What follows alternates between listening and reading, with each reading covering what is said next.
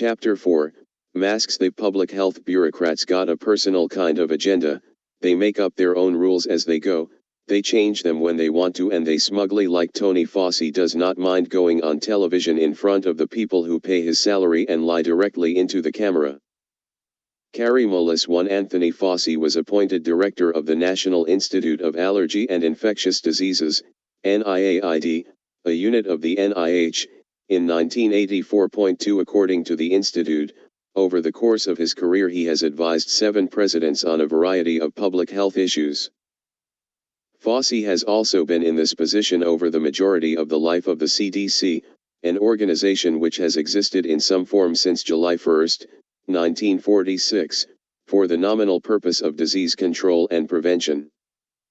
3. While for now we will focus on Fauci, the CDC and public health organizations all over the world have run in parallel, lock-step fashion during the COVID era. The year 2020 was the 36th year of Anthony Fauci's directorship in combating these types of infectious diseases. By this point in any person's career, one would think someone like Fauci would be well aware of a standard, basic set of actions which he would recommend people take during any pandemic. And in a pre-COVID May 22, 2019 Bloomberg interview, it appeared he was for, interviewer, and the best way for me to prevent getting an infectious disease and having to have you as my doctor is what? Wearing a mask? Fauci, laughing, no. Interviewer, if somebody's I can see they're getting ready to sneeze or cough, walk away. Fauci, you avoid all the paranoid aspects and do something positive. A. Good diet. B. You don't smoke. I know you don't drink, at least not very much, so that's pretty good. Get some exercise. I know you don't get as much exercise as you should. Get good sleep. I think the normal, low-tech, healthy things are the best thing that you can do, David, to stay healthy, my emphasis. Unfortunately though, once 2020 arrived, it seems Fauci second-guessed and reversed every single thing he'd known and previously recommended about the actions people should take during such an event. And masks, which above we can see he actually laughed at the notion of, were one major example. Fauci, right now in the United States people should not be walking around with masks. Interviewer, you're sure of it? 'Cause people are listening really closely to this. Fauci, no, right now people should not be. There's no reason to be walking around with a mask. When you're in the middle of an outbreak, wearing a mask might make people feel a little bit better and it might even block a droplet. But it's not providing the perfect protection that people think that it is. And often, there are unintended consequences. People keep fiddling with the mask and they keep touching their face. Interviewer, and can you get some sort of, schmitz sort of staying inside there? Fauci, of course, my emphasis. But when you think masks, you should think of healthcare providers needing them and people who are ill. Anthony Fauci, March 8, 20205. I wear it for the reason that I believe it is effective. It's not 100% effective. It's sort of respect for another person and have that other person respect you, my emphasis. You wear a mask, they wear a mask, you protect each other. I mean, I do it when I'm in the public for the reasons that, A, I want to protect myself and protect others, and also because I want to make it be for people to see that that's the kind of thing that you should be doing. Anthony Fauci, May 27, 20206. You're using the word mandating masks. Yes, if that works, let's do it. I don't think it's gonna happen nationally. If it doesn't happen nationally, the reason is because it may not come from the White House to do it. And if it doesn't, then I think that the mayors and the governors should do it. Anthony Fauci, October 20207. So if you have a physical covering with one layer, You put another layer on it, just makes common sense that it likely would be more effective, and that's the reason why you see people either double masking or doing a version of an N95. Anthony Fauci, January 25, 20218.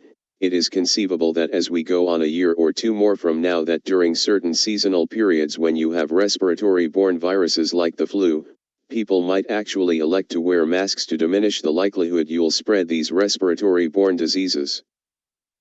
Anthony Fauci, May 9, 20219. For anyone else in such a leadership position during trying times, this would be viewed as a complete failure, no matter which position a person takes on masks.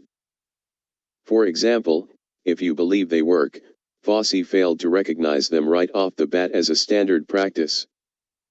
In fact, with Fauci eventually suggesting masks should be a permanent, if seasonal, garment for cold/flu prevention too, one has to wonder why he was laughing off the notion of wearing them at all in 2019. If, on the other hand, you agree with Fauci's opinion during the first 36 years of his career, namely, that masks are counterintuitive, then he obviously failed in even grander fashion by reversing course on all of his positive recommendations. Despite this obviously dishonest failure from all perspectives, however, Fauci has been incessantly propagandized as a kind of untouchable high priest, more on that later. And since, as we can see in the quotes above, Fauci is clearly the opposite of the only one saying facts, as he claims to be, we will take it upon ourselves next to actually make sense of the history and differing perspectives people have on masks.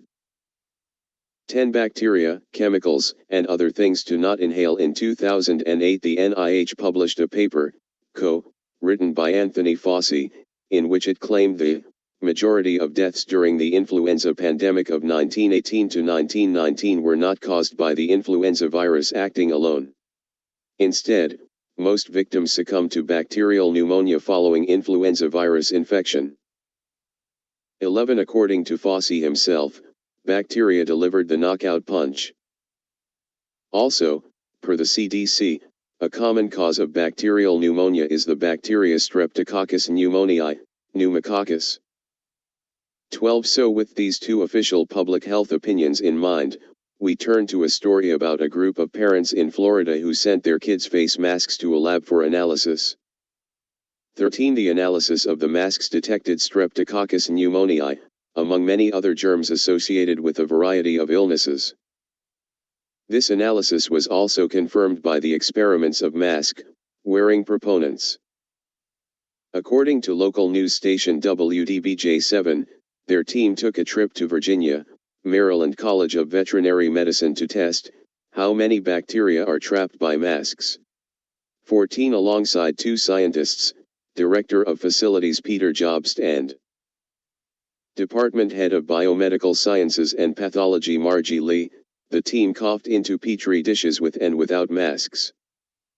After 2 days, they then checked the dishes for bacteria growth. Predictably, they found the unmasked petri dishes to contain bacteria growth, with none in the mask-covered dishes. However, this experiment was ended here with no mention of viral transfer, the intended purpose of mask-wearing in the COVID era, and the conclusion that the masks work because they trap the spread of bacteria. Why didn't the scientists check to see how much bacteria was trapped and growing on the inside of the mask? Why didn't they wonder whether or not it was a good thing to trap exhaled bacteria right before one's mouth only to be continuously re-inhaled? The otherwise inexplicable questions of how and why such willful incompetence and/or deceit took place will be addressed at length later in this book. But the reality is the harmful effects of mask-wearing have been known since the year of the 1918 Spanish flu itself, when newspapers' headlines such as that from the Santa Barbara Daily News read, "Mask is chief ally of flu." Physicians declare, average person doesn't know how to take care of mask and it becomes veritable bacteria incubator. 15. So, when taking the words of the NIH that the majority of deaths during the Spanish flu were ultimately delivered by bacterial pneumonia, alongside these logical observations and additional studies that masks build up bacteria like Streptococcus pneumoniae, as well as doctors who directly affirm the connection between masks and bacterial pneumonia, it becomes clear that masking is a completely counterintuitive measure to take to prevent death and should have been identified as such from the beginning of the COVID era. 16,17 bacterial buildup is also confirmed as medical professionals cite it as the cause of several other unintended, embarrassing consequences of masking. Miranda Melas, for example, a registered nurse in a Level 2 trauma center emergency department, said, "When you are breathing out in a mask, the bacteria from your mouth gets trapped." 18 Without proper hygiene, which is essentially guaranteed for implementing and mandating a new practice billions worldwide are untrained in, masks are therefore admitted by Melas to cause acne breakouts, bad breath, tooth decay, gum inflammation, rashes, and even contraction of the illnesses they're intended to prevent. The case against wearing a mask over your mouth is also made increasingly dire when considering the materials a face mask is comprised of. For example, evidence has been gathered by scientists that masks which are on sale and being used by members of the general public are laced with toxic, cancer-causing chemicals and don't necessarily meet safety standards. 19 These compounds include formaldehyde, a chemical known to cause watery eyes, burning in the eyes, nose, and throat, coughing, wheezing, and nausea. Aniline, a known carcinogen which is considered both a health and environmental hazard. 20 Cobalt, a known carcinogen which can cause a variety of health complications. 21 Hazardous fluorocarbons. 22 Optical brighteners, a chemical considered to cause environmental hazard, with some ties to allergy aggravation. 23 2 Butanoxim, a known carcinogen. Acetaldehyde, a probable carcinogen which can cause a variety of health issues. 24 Microfibers, mid to long-term mask use, longer than a single use, promotes both fiber abrasion and encourages bacterial colonization over time. Tests find that microfiber abrasion in some masks can be classified as hazardous dust by German social accident insurance. The dangers of these chemicals is exacerbated by the focus on mandating the use of masks and the complete lack of any effort by public health organizations to caveat the risks of improper use, which we have demonstrated to this point are many. For example, a common argument might be that surgeons and doctors wear masks. However, this does not address the following: no surgeon or doctor ever thought it useful to continue wearing their mask in their daily life before, despite the ever-present cold and flu. If there were no negative consequences to mask wearing at all, why would they not have done this their whole lives? What would have been the harm? Surgeons, in particular, but also doctors, do not always wear masks on the job. The primary time they wear masks is when and because they're around open wounds and can be subject to bodily secretions. The usefulness in this situation is to prevent contamination/infection of a wound via the primary source of projectile while a surgeon works, the nose and mouth. After such a surgery, a mask would then be discarded. Surgeons and doctors do not, for the safety reasons mentioned above, wear masks, nor do they wear a single-use mask long-term. Mandating of indefinite mask use encourages the exact opposite behavior. Mass single-use masking is neither a viable or desirable practice, as even at current mid-long-term use practices, as an estimated 1.56 billion face masks have entered oceans in 2020, per Oceans Asia. 25 While on a recent vacation in Charleston, South Carolina, I even personally witnessed at least 5 separate masks laying in the road on a single city block. The psychology of masks. What we've named so far are only the physical dangers associated with masks. There are also a variety of psychological issues masks are known to cause. The following studies and citations demonstrate this psychological impact, per a 2020 study by van der Westhuizen et al. In the BMJ, face, masking 26, can provoke an increase in stress hormones with a negative impact on immune resilience in the long term, prevents the mirroring of facial expressions, a process that facilitates empathetic connections and trust between pupils and teachers. Lack of mirroring potentially leads to a significant increase in psychological stress. Several studies show that long-term exposure to psychological stress leaves epigenetic scars that are difficult to cure in young people and often escalate into mental behavioral problems and a weakened immune system. And given the objective of masking is to prevent respiratory illness, the practice is revealed to be increasingly counter-intuitive, as researchers show a relationship between the increase in stress experiences and the risk of upper respiratory tract infections and mortality. This being done, again, to an age bracket of approximately 100 in the US, which experienced 412 deaths total attributed to COVID in a year and 8 months. 27 Per the Organization for Autism Research, autistic children face particularly significant problems with mask wearing. 28 Despite these problems, which are both mental and physiological, public health organizations have failed to take a stand in defense of even this most obvious of exceptional classes. As a result, autistic parents in the COVID era have seen their doctors deny them exemption forms for their children, who have been inhumanely kicked out of school, airplanes, and stores as a result.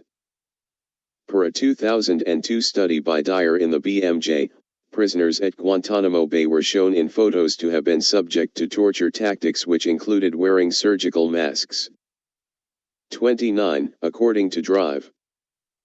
Duncan Forrest of UK-based charity the Medical Foundation for the Care of Victims of Torture, tactics such as this constitute sensory deprivation, bordering on torture, which could cause immediate and lasting psychological symptoms akin to post-traumatic stress disorder. Per retired Lieutenant Colonel and best-selling author Dave Grossman, masks are used in wartime to create a sense of anonymity for an aggressor, while dehumanizing the victim. 30 In his experience they prevent empathy, empower violence, and lead to violence.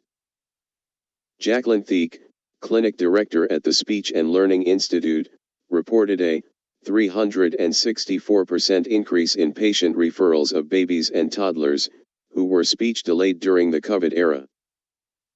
31 According to Thieck, masks are, most definitely a factor, due to the inability of the child to observe the masked adult's face, which is necessary to help them pick up on speech patterns.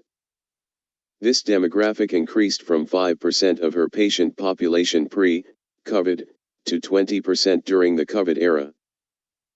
As seen above, perhaps the most inhumane cowardice surrounding mask mandates has come from the masking of children. Several politicians including New York Governor Kathy Hochul and Georgia political figure Stacey Abrams took disgusting public relations photos in classrooms, smiling mask-less in rooms full of masked children. 32-33 The psychological abuse associated with these political stunts represents an unconscionable attack on an entire generation, many of whom will suffer mental consequences for the rest of their lives. And even at a young age, some of them are already well aware of the atrocity which has been committed against them. One brave 8-year-old girl in Florida, for example, was suspended 38 times for exercising her right to not have her breathing hole covered and spoke up to the vile cowards on her school board for this injustice. 34 Another 10-year-old boy made an impassioned plea about the absurdity of being forced to wear a mask while outside at PE physical education and on track. 35 These are two among several other examples of children who will not otherwise be remembered for it, but did, in fact, demonstrate heroic courage during a time their elders were willing to condemn them to an evil fate.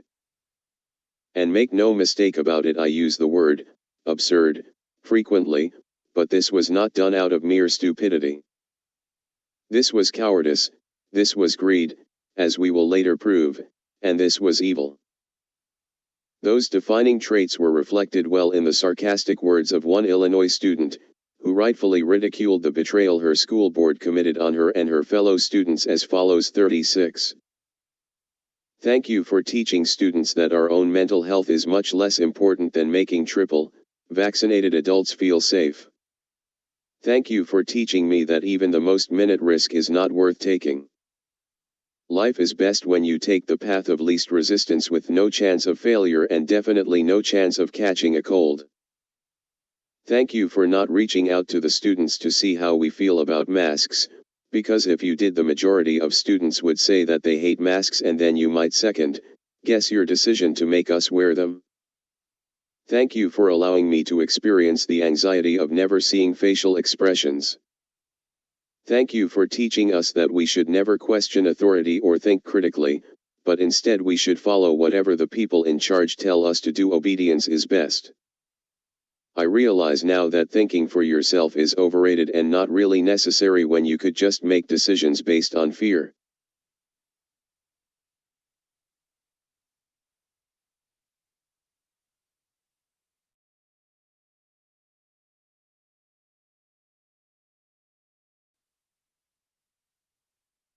Thank you for pushing your irrational anxieties and fears on me, because I didn't already have enough to worry about.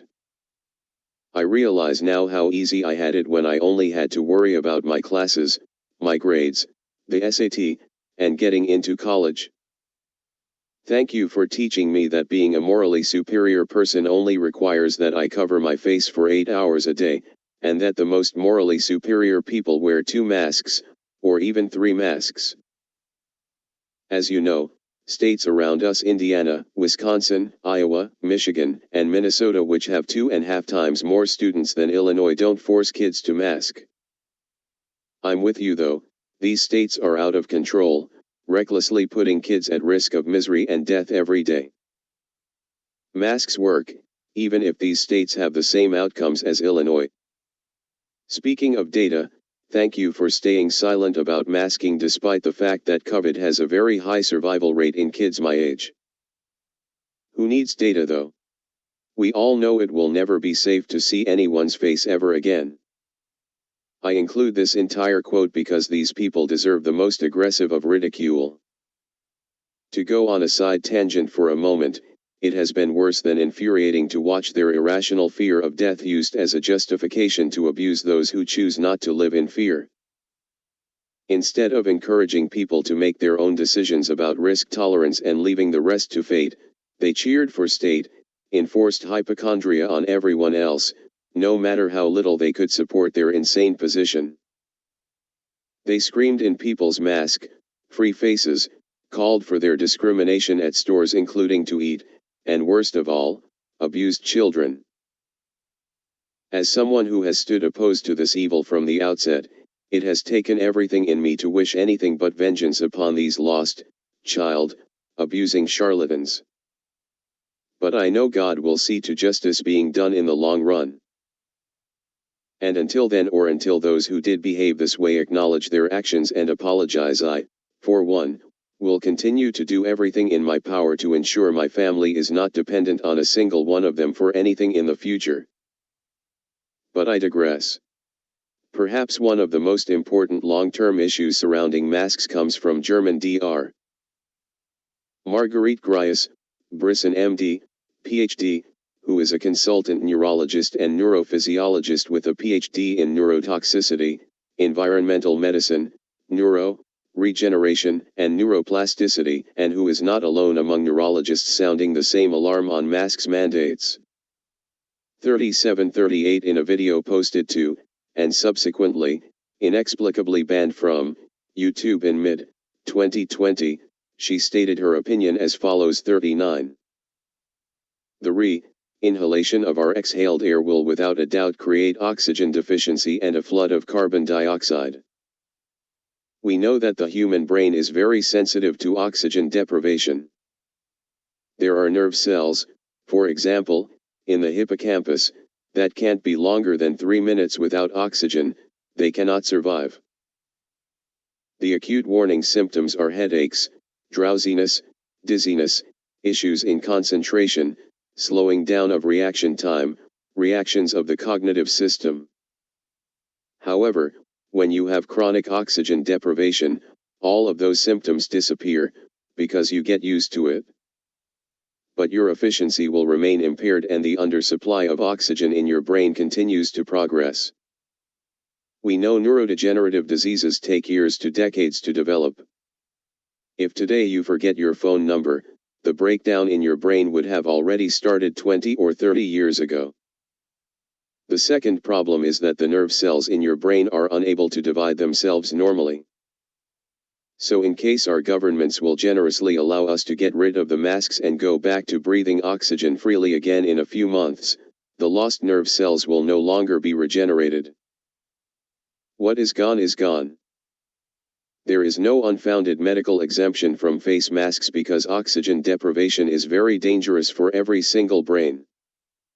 It must be a free decision of every human being whether they want to wear a mask. My emphasis. Dr. Gryas Brisson goes on to discuss how devastating masks will be for the long-term physiological development of children, another crime continuing to be forced upon an entire generation of completely riskless people on a daily basis, and how oxygen deprivation damages every single organ in the body. In an almost comically insulting bit of the fact-checking propaganda we discussed earlier, fact-check site AFP cites experts in claiming Dr. Gryas Brisson has been debunked. 40. But not only did the professional liar who authored this blog post demonstrate the audacity to suggest the actual opinion of an actual doctor was debunked, they even went as low, as immature, and as threatening as to show a picture of Dr. Gryas Brisson with a red X through it. Considering Dr. Gryas Brisson undeniably is an expert, the title of the blog post could just as easily be, "Experts say wearing face masks causes neurological damage," and it would still be true. In fact, if an actual journalist sought to do their job and not intentionally mislead their readers, they might title their blog post, "Experts disagree on whether face masks cause neurological damage." AFP, however, like we've seen with an endless supply of fact-checking blogs, does not fall into this category. Furthermore, to call what AFP did a debunking is equally silly. Again, AFP simply highlights a difference of opinion held by a physician named Philip Lepper. Imagine going for a second opinion at a doctor and calling the second opinion a fact-check. That's what the AFP dishonestly does as a business model. In reality, Lepper's entire point is refuted in the AFP's own blog post, when Chief Hospital Physician Dominic Delweg says, "The mask provides additional resistance for our breathing. Our respiratory muscles have to work harder to breathe the air through the mask. It can be uncomfortable and even cause shortness of breath. This is not an expression of an insufficient supply of oxygen to the body. This increased exertion is reported to the brain as shortness of breath via receptors in the respiratory muscles, although the values for oxygen and carbon dioxide are in the normal range." The argument Delweg gives here to oppose the point of reduced oxygen is extremely strange. First of all, according to Mayo Clinic, one of the causes of hypoxemia, below normal levels of oxygen in the blood, is the inability of the lungs to inhale the oxygen containing air. 41. This is exactly the process Delweg describes when he says the respiratory muscles have to work harder to breathe the air through the mask. Perhaps what he means is that this struggle does not imply a lack of oxygen in the body, which is fair, considering a physically exerted person simply breathes more heavily to compensate for increased oxygen need. However, if a physically exerted person were to continue exercising for say, 8 hours, their ability to continue getting the airflow they need, and thus, the oxygen, would obviously worsen over time.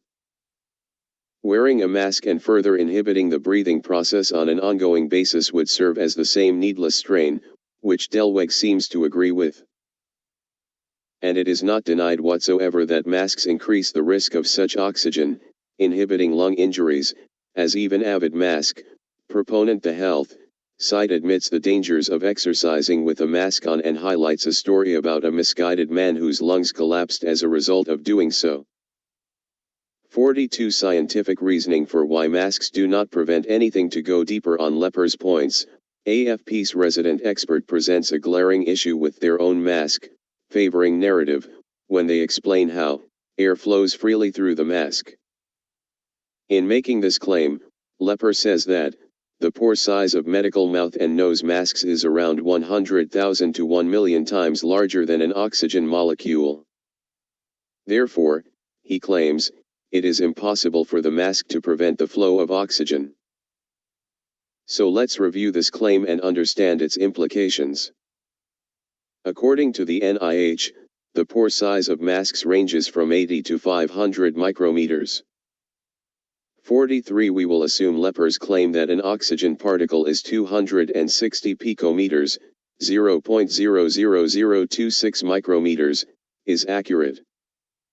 In this case, he would be correct that oxygen particles are significantly smaller than mask pores, as there are 1 million picometers in a micrometer. However, if he is correct that this means there will be no stagnation of oxygen flow, this would also imply that wearing masks to stop viral transfer is pointless, since SARS-CoV-2 is claimed to range from 50 to 140 nanometers, 0.05 to 0.14 micrometers, also much smaller than mask pore size. 44 To summarize, if Leper is right, masks can't stop oxygen intake or viral transfer and are therefore pointless. If Leper is wrong, on the other hand, masks could inhibit some degree of oxygen intake and viral transfer, which would cause more harm than good in human bodies which need oxygen to prevent the host of issues previously mentioned, including respiratory illness. However, Stanford University researchers found N95 masks do actually reduce oxygen intake by anywhere from 5 to 20%. 45 So this contradicts Leper's point on oxygen stagnation being impossible, since N95 masks have a 0.1 to 0.3 micrometer pore size, still much larger than an oxygen molecule. 46 A 5 to 20% reduction in oxygen over the long term is a surefire way to break down and destroy a human body. Still, after 2 years of violating human rights with cloth, surgical, or N95 mask mandates, N95 masks have become the official CDC pivot policy recommendation in 2022.47. This is because the futility of cloth and surgical masks has been rediscovered, and they've been admitted as having been pointless, facial decorations, by Fauci and the same COVID collaborators who knew this to be true before the COVID era began. 48 For why they would pretend otherwise, one need only look at Fauci's own words, namely, that masks served as a symbol. More on that later though. Back to the fact checkers, who all have the same exact opinion, narrative, on everything. Their commitment to their assigned cause consistently leads them into a pickle of their own, fact checking. You see, in a desperate effort to claim some masks still weren't dangerous, cloth and surgical, Snopes in May 2020 was forced to acknowledge Stanford's N95 affirmation that Drive Gryas Brisson was not debunked, as falsely claimed by fact checker AFP. 49 At the same time, AFP's fact check expert opinion demonstrates in hilarious fashion how fact checkers can fact check the facts of fact checkers, to the point where you end up with a perverted version of what would otherwise be a healthy debate. Does the minuscule size of an oxygen particle mean inhibition is impossible in masks? Clearly Snopes and AFP do not agree, and if they were honest, each would fact check the other. It is also interesting to reflect on this May 2020 Snopes propaganda defending cloth and surgical mask mandates, now that they are admitted as having been facial decorations the entire time.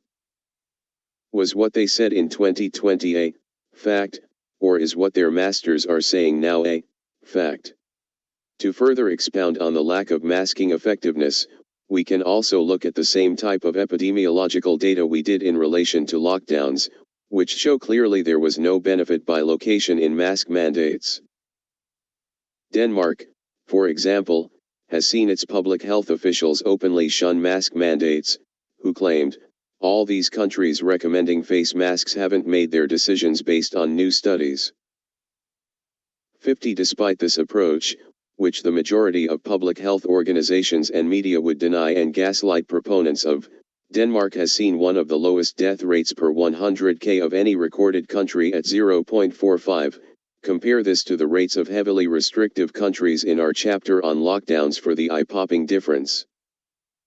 51. At a case per population rate of 6%, Denmark is also well below many countries in that mark as well, US at 12.5%, UK at 10.8% and Israel at 13.1%, for example.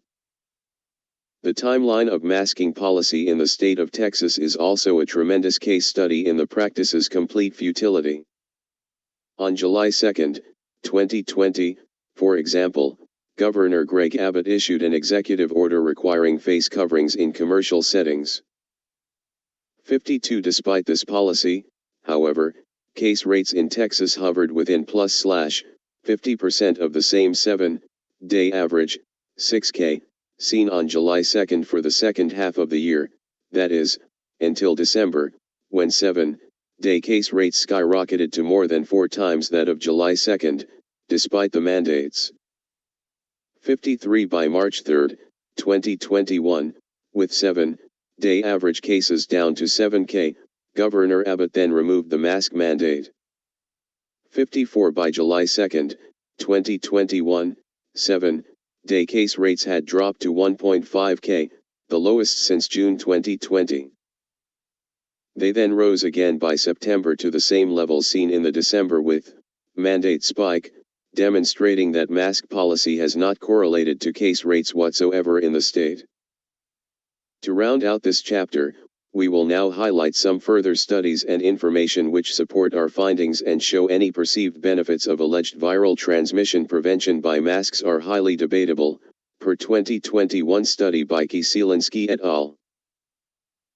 In the International Journal of Environmental Research and Public Health 55, we objectified evaluation evidence changes in respiratory physiology of mask wearers with significant correlation of O2 drop and fatigue, P0.05, a clustered co-occurrence of respiratory impairment and O2 drop, 67%, N95 mask and CO2 rise, 82%, N95 mask and O2 drop, 72%, N95 mask and headache, 60%, respiratory impairment and temperature rise, 88%, but also temperature rise and moisture, 100%, under the masks.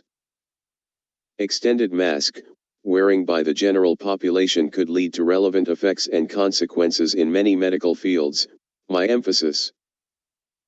Per the Center for Evidence-Based Medicine, 6 trials have been published related to mask wearing over the past decade. 56. These trials showed that masks alone have no significant effect in interrupting the spread of influenza-like illness in the general population, nor in healthcare workers. A 2021 randomized, controlled study by Bunt-Giard et al.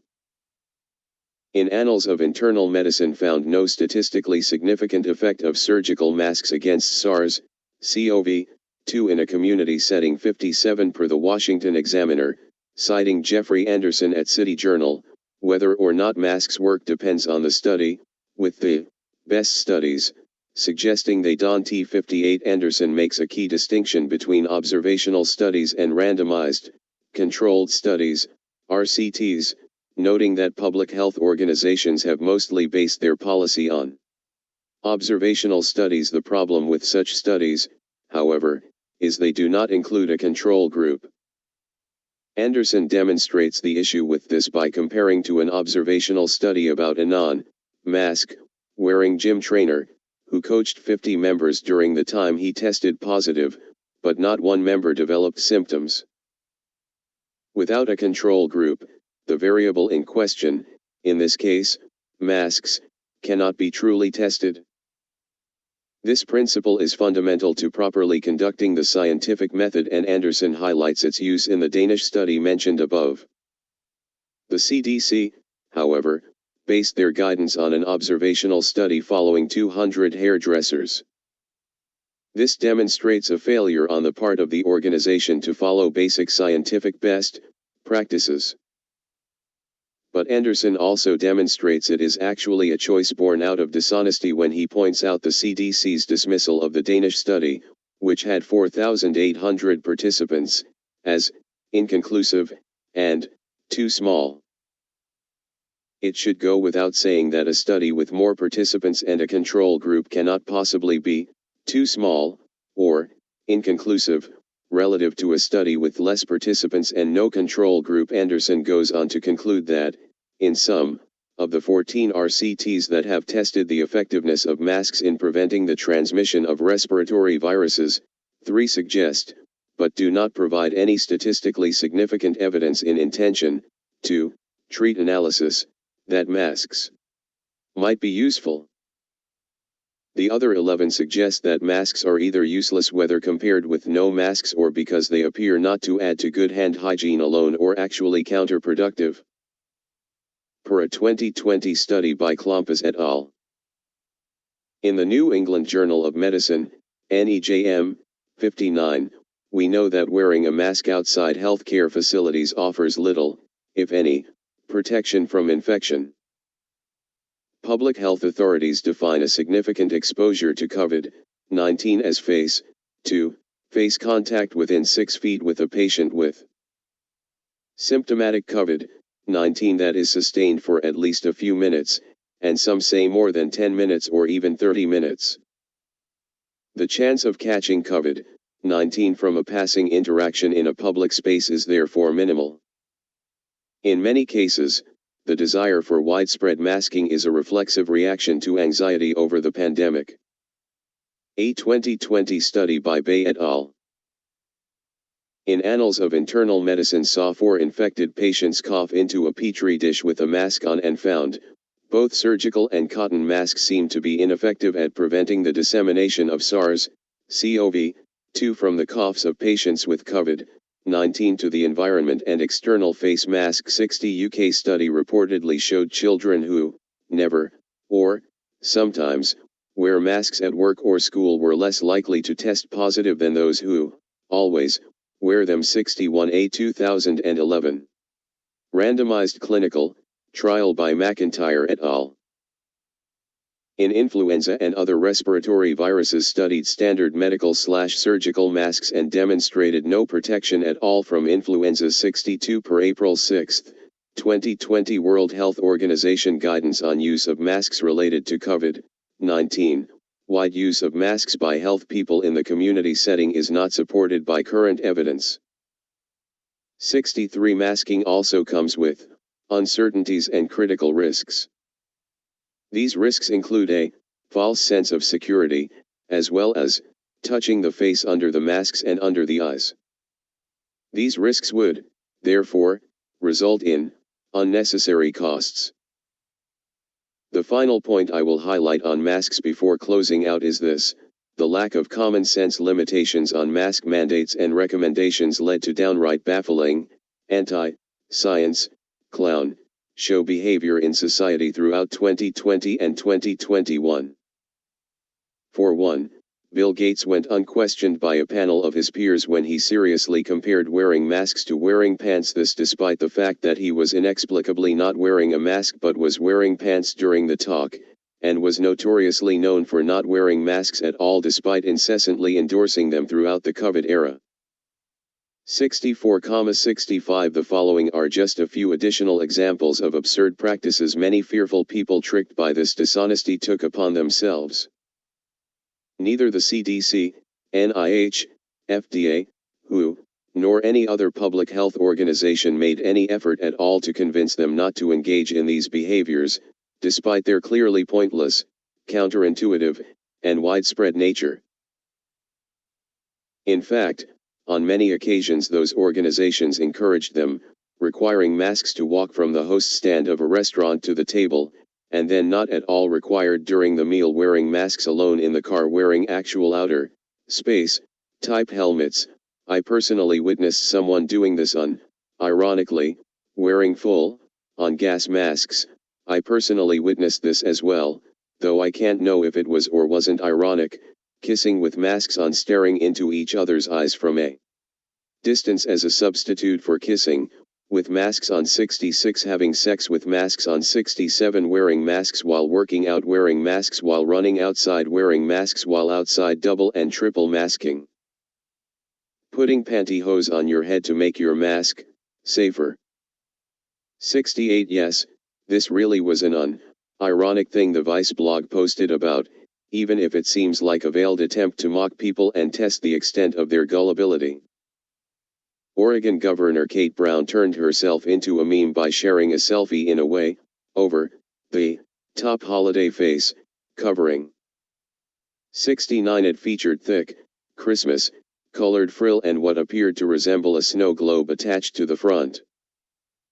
Perhaps Brown was in the holiday spirit, but it'd be impossible to know considering her entire face was hidden, other than her dead eyes. Based on all the above information, the unintended consequences of masks are demonstrably worse than any possible benefit.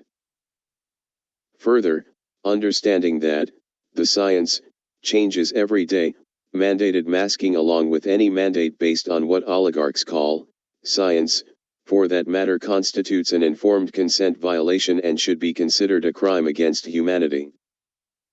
During the COVID era, people were forced via economic sanctions, discrimination, and other coercion into a nonsensical action which leads to physical health damage, psychological damage, environmental damage, free expression rights violations, religious violations, and bodily autonomy rights violations. The societal implications of this coercion have also been so damaging that merely breathing in someone else's presence has become erroneously perceived and literally used in court as a justification for lethal self-defense. 70 Thanks to this symbol, the despicable lie was seeded into the subconscious of people all over the world that those around them, including their family and friends, were diseased and to be avoided. The fear of other human beings was then used on too many occasions to count in order to justify discrimination, harassment, assault, and battery. As we've shown, those who pushed that lie and caused that fear knew full well the damage doing so would result in. With the aims of normalizing the coming discrimination of the mass inoculation campaign to be covered, and breaking down resistance, they carried ahead anyway. And so, we repeat the words of Kary Mullis, who in his own life experienced the same deceit by the same people, so many years prior. They have their own personal kind of agenda. They make up their own rules as they go, they change them when they want to,